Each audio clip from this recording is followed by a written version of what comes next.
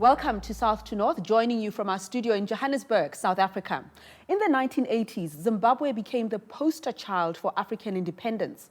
20 years later, violent land grabs pushed white farmers off the land, and the economic turmoil caused unprecedented hyperinflation, resulting in the ultimate crash of the Zimbabwean currency. Food production collapsed, and one of the continent's strongest economies was reduced to half its previous size. While the West was quick to dismiss Zimbabwe as another failed African state, new research is showing that Zimbabwe is actually recovering and that land reform is working. Today on South2North, we have Teresa Smart, one of the authors of this book, Zimbabwe Takes Back Its Land, and Professor Sam Moyo, the Executive Director of the African Institute for Agrarian Studies in Harare. And later on in the show, we'll be joined by Charlene Matonsi, a commercial farmer from Zimbabwe, here to tell us what things are like on the ground. Let's start with you, Teresa. Welcome. It's a pleasure to have you here. Thank you. So here's the book, Zimbabwe Takes Back Its Land, and you claim that land reform is actually working. How do you arrive at that conclusion? Right.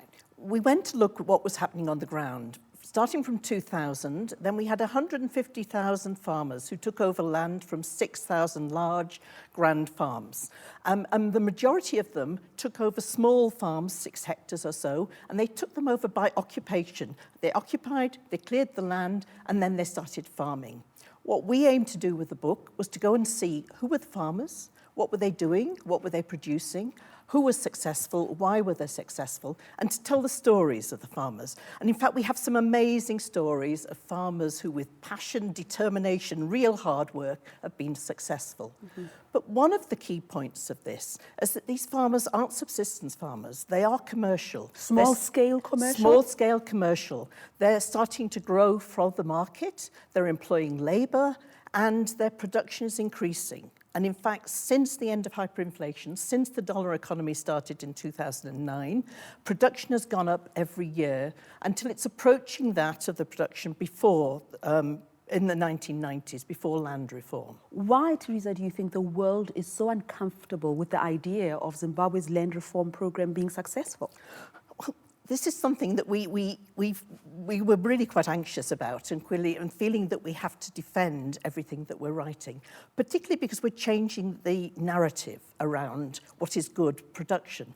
Particularly, what we're seeing is that small farms, 6 hectares, 20 hectares, are producing as much or even more than large mechanized farms. And this just changes the narrative that says that the only way to deal with food shortages in Africa is to bring in very large mechanized farms run by big agribusinesses.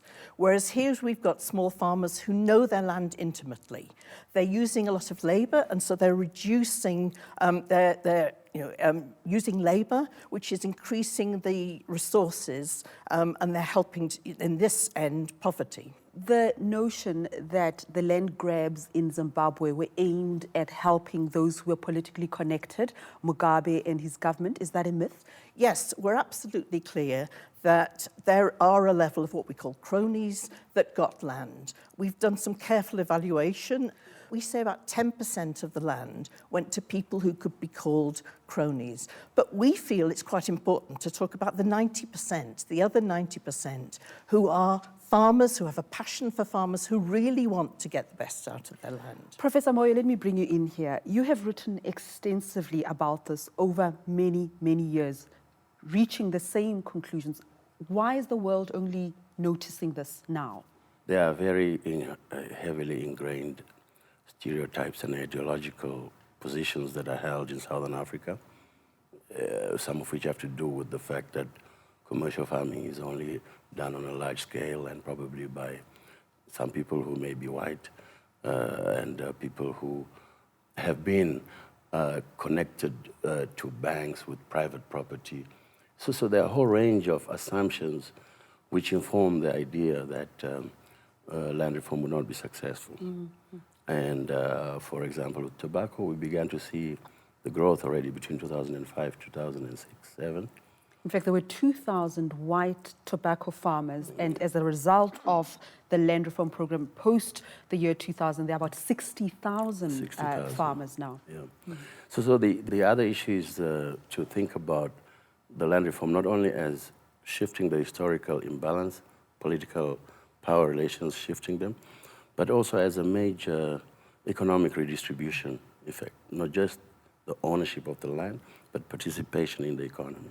So hold on, Prof. Is the focus then not on replacing white farmers with black Zimbabwean farmers? Is it also about replacing perhaps a capitalist farming system with a small-scale farming system that empowers more people? We take the view that we can think about this in terms of beyond a sort of monopoly settler capitalism. So we're not beyond capitalism because this is not a socialist program. It is a social wealth redistribution program. It has broadened the income. So if you take your 60,000 tobacco producers, they are now sharing about 500 to 700 million US dollars worth of tobacco sold to the merchants, where 2,000 were sharing it. So you have an income distribution effect. You see this through the consumption, what they buy, little cars, equipment, food, send their children to universities and schools. We see, for example, that many small farmers are beginning to produce potatoes, which was a crop they never used to produce. Before 99, out of the 15, 16 major commodities, agricultural commodities, 6 of them could be identified as black small-scale products. Now we see more small, middle farms, blacks, entering into these what appear to be cartels. The impression has been that now white farmers were pushed off the land and there's no farming activity amongst the white community. What have you found? There are a small number of white farmers who are still farming, but also many of the white farmers have moved into further along the value chain. We also talked to some of the white farmers who'd left, who went to Mozambique to set up farming in Mozambique and have now returned to Zimbabwe. Okay. So it's not a straight story. But I think one other thing which I feel is quite important is that as well as producing all these crops, the small farmers are investing every time they earn something from their crop. We met farmers who sold their first crop and immediately bought something that would help the production of a second crop, a tractor, irrigation lines, equipment, oxen to help draw the plough. So they invest immediately into the farm, so the next year they produce more, and then they invest back again. So what are we saying about the continent? The only way to distribute land is to take it by force and to push people off? Any reform is governed by some historically specific conditions within the societies in question. The extent of the land grab on the continent is approaching, in some countries, about 20 of the countries. About 10 to 15% of the most fertile lands are being given away to foreign investors to create large farms. Now, in most of the cases, these are at the expense of displacing a whole range of small farmers, pastoralists, and so on. So we have a brewing of a major social problem, marginalization of people, and we have political unrest and conflicts emerging. In fact, our estimates are that there's much more land would have been already grabbed had there not been resistances in some of these countries, like in Tanzania, Madagascar. In all these countries, you have the grab, but there's political resistance. So we can anticipate that there will be movements politically, internally, that will resist this. Now, in the Zimbabwe case, what it says is that we cannot just bury under the carpet a major historical wrong. So President Robert Mugabe was right then. Do you think history will judge him differently? Yes, of course, he was right. I, since the 80s, have been arguing for a more progressive and extensive reform. What I want to say is that one of the similarities between South Africa and Zimbabwe was the policy of reconciliation and the compromise assumed that you could have a transformation using market mechanisms, not only in the willing buyer, willing seller, but that you would open up the apartheid-type regime that we also had, would enable a middle class to grow, and then there would be a redistribution. And these mechanisms didn't work. And it took 16 to 17 years to realize that they were not working, and for a groundswell of protest. And by the way, both the middle class and the working class people, as well as the peasant families, they came together in the protest for redistribution. So you had to be a very dumb leader, political leader, not to realize that there is actually a groundswell. I understood from research that it wasn't actually ZANU-PF and Mugabe's government that drove the land reform. It was a spontaneous uprising by people who were dispossessed, and for his own political survival, he had to align himself with that agenda. True or false? The war veterans and leaders, local leaders, led the land occupations and so forth.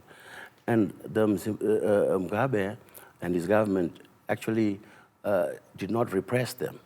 So they acted in support of them. Another government would have repressed them. In fact, the echelons of government itself became radicalized. And yes, this would have given a political advantage in the elections, but there was a much more broader motive and force that was driving it. You've painted a very sanguine picture of land reform. The economy is starting to breathe and thrive. Why then are so many Zimbabweans still leaving the country? And the World Food Programme also talking about food shortages in Zimbabwe. Maize is the staple food of Zimbabwe. Zimbabwe has always produced maize, but they produce only from one area. One area, the rich farmland area of the north of around Harare, has produced the maize for the country. In good years, in excellent years, when the rain is good, it's produced maize for the rest of the country and excess for abroad. In poor years, of which are quite often in drought years, it's failed to produce maize and it's had to import maize. Our critics are often saying in 2012, the rain was poor, there was difficulty of getting inputs, and maize production dropped. And we've compared 2012, which was a very poor year, with 2000, which was an incredibly rich year in terms of production. We can't look at a single year. We've been trying to compare production with the average of the 1990s. Zimbabwe will always have to import maize in times of poor rains until production increases and better storage. And the same is happening across Southern Africa. And your response to that, Prof? There is another problem more recently. Zimbabwe has been under sanctions, by the way. I haven't heard that word. No. It has not been within a normal financial circuit. So if you look at the liquidity of the Zimbabwean financial sector, the interest rates are so high. Is that why people are leaving, not necessarily because of governance issues? Yeah, because you see that the structural dislocations from 1998-99, once the radicalization began, there was a pullout of most of your major external financial flows. The important thing is that all resettlement farmers, the 170,000 resettlement farmers, are subject to sanctions. They can receive no support from the donor agencies, from the NGOs that come in to work with Zimbabwe. It sounds too good to be true. Okay, and from your research, it says that it takes almost a generation for a farm to become fully productive. And all of this has happened in the last 13 years. Yes. The boom is happening in the last 13 years. Is this too good to be true? We've still got a long way to go. And in fact, it's only really happened, the great increase, since the dollar economy came in. So we believe that if there was greater investment, if the farmers had access to the sort of subsidies that the farmers in the 50s had to help them get going in the training, that production would really leap out of the roof and would go further. But I think the other important thing is that there are problems, and we're quite open about the problems. There is land that isn't used. And every time we visited farms, they pointed to the farm across the way where the farmer wasn't working very well or hadn't taken it up. There was speculation. We believe that as production increases, and if there was better support, as production increased, then the empty land would become more apparent and people would rise up again and say, we're not having this land empty, it's not being used, we're going to take it over, and there'll be further reallocation of land. Our next guest, Charlene Matwensi, completely challenges the profile of a Zimbabwean farmer from less than 20 years ago. Welcome, Charlene. Welcome, Charlene. Have a seat. Hi. So, Charlene, you're a farmer. Tell me about your journey. I am a farmer. I did my degree in agriculture, animal science and agriculture, with the University of Zimbabwe. And I joined, what would say, the family farm. My dad bought our farm in 1982. So what have you learned? What have you found out? Very hard. What's hard about it? Very hard work. It takes a lot of hard work just to get a dollar, if that makes sense. You've got to put so much effort in. And you've got to, the people, we have 40 employees. When you feel like giving up, you've got to look and see, I can walk out and go and do something else with my degree, but then what happens to the 40 people that I've employed to work on the farm? So like, for instance, I feel as commercial farmers, we weren't helped. Like the new farmers, what people call new farmers, I think we were forgotten in the whole help. Not all new farmers were helped, don't get me wrong, but like, for instance, I'm surrounded by new farmers and they got free seed. They got free fertilizer, and we didn't because we were commercial farmers. We were deemed as we could do it ourselves. Teresa, so the focus was on those who didn't have the land to start with. They were given some seed at the beginning, but most of them got very little help compared with the big farms in the 1950s and 60s, along like you. So we've been talking about the difficulties, the challenges, but that there is life, there is success. Do you agree with the research that agriculture and land is thriving in Zimbabwe? Definitely. I shock my friends when I tell them I'm a farmer because people don't look at me and think, I don't look at you and think farmer. But that's where the money is, I think. I feel where the downshort for is it's not enough investment. It's a struggle. You're using your own money every day to farm, to pay workers. So you pay your wages, you pay your bills, and then you see what you can plant next year.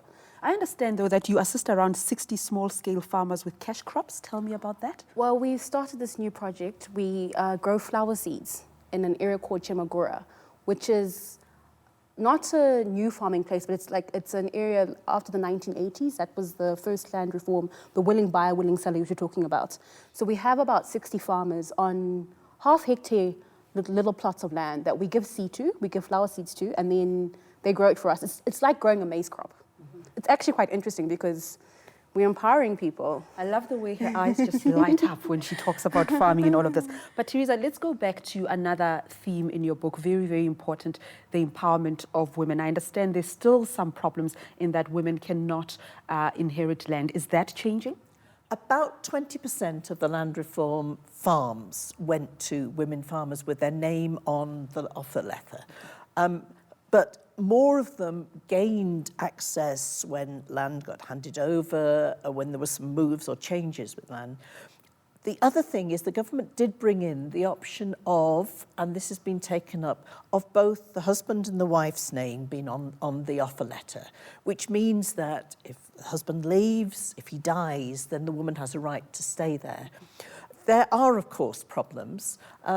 But the sense is, and through the research we found, that women are really taking a strong stand in this. They're becoming the decision makers. They are the hard workers about this. You work with women farmers as well. How are they affected by all of this? If you go into that area, the person that you see in the field is a woman. The person you'll see weeding will be her and the kids. So I think they do most of the work. They work the land. They have the knowledge. Any program that even if you can't go and advise them, you're not going to be talking to the man, you'll be talking to the woman because she understands the nitty-gritties, what's going on, what works, what doesn't work. She balances the accounts. So for me, women are the go-getters. They're Professor the ones. Moyo, did I hear a giggle there? What do you say? This is a real big change compared to before. I studied the figures for the white large farmers in the 90s, hardly 5% of the owners were white women. And in the communal areas, when taking into account divorcees or widows, the 4% were women. So there is a major shift. And this applies if you look at the extension officers, young women veterinarians, young women agronomists. So we're talking about a whole new Countries such as Colombia, they talking about land reform. The Aborigines in Australia as well, they're starting this conversation. In South Africa, it goes on and off. Is Zimbabwe the model as per your book? Zimbabwe is giving a model of the way in which redistribution can work. It's giving the lessons. It's showing how the world reacts to land reform. And it's providing some good data. Because the one thing I haven't said is we went in to look, but far more of our data came from the research that's already taken place in the work of Professor Moyo, PhD and master's students, an incredible set of research looking at this first 1980s resettlement that followed farmers over 20 years. So there's a huge amount of data from Zimbabwe which acts as a model. Professor Moyo? Yes, I was going to say that apart from the fact that redistribution requires some expropriatory mechanism, Zimbabwe is not the first. You can't redistribute something you don't have, so yeah, there has to be some. And, you know, China in the 50s, in the 40s, Japan, Korea, and so forth. All these countries had major land reforms that had semblances of an expropriation and so forth. Because, you know, remember, we had 30% land utilization in Zimbabwe by large white farmers. So you could maintain a few middle-sized commercial farms and broaden the family farms, broaden the small, and downsize some of these plantations. So the real model, apart from a mobilization to do the land reform, is the construction of an alliance, an accommodation of different types of interests, which while removing the racial minority control over the sector. You're a young person, and I can see you're very passionate about farming and agriculture. Why is land such an emotive and an important issue for a young Zimbabwean like yourself? I think land is, okay, as I said before, I come from a privileged background, so I kind of fell into farming, but as I've been in the farming industry, what I've noticed is that it's where anybody, where our history comes from, it comes from the land. My grandparents are farmers, from both sides of the family. Where we came from was from the rural area, so we understand that we've got to produce from the land to make something. And like, as I said, I'm passionate about from my Chimagoro project, I've noticed that by giving them a cash crop, women can send their kids to school. And for me, if you can send your child to school, that will improve your lifestyle because you're broadening the base. And land is the only thing in Zimbabwe, I think, that can do that. That's where you can make something if you work hard at it. And Professor, is it about an identity of a people as well? Yes, it's an identity, but it's central. The whole food sovereignty, you know, to supply and the incomes and so forth. I think there's a much more promising prospect because, you know, people talk about the production on the farms, but there are many off-farm jobs that are related to on the farms. These things are growing rather than the bigger formal industries. You have many more people now involved in processing, agro-processing, and so there's the possibilities are broader. And even here, the struggle is still to deal with the monopolies. Correct. In the merchants, you know, who take off the profits from contracts from these tobacco farmers, and so how to organize and mobilize collective ways of marketing and inputs, and so I think that there's a big interest, much broader than than discussed. Well, I've certainly learned a lot from today's discussion, especially about how close young people like yourself are to land, not just from a commercial perspective, but your sense of history and your identity as well. Thank you for joining us today, Charlene Mutunzi, Teresa Smart, and of course, Professor Sam Moyo. Thanks for joining us. Welcome. Thank you very much. Please tweet your questions, comments, and opinions to @AJ South2North or find us on Facebook. Thank you for watching. Goodbye.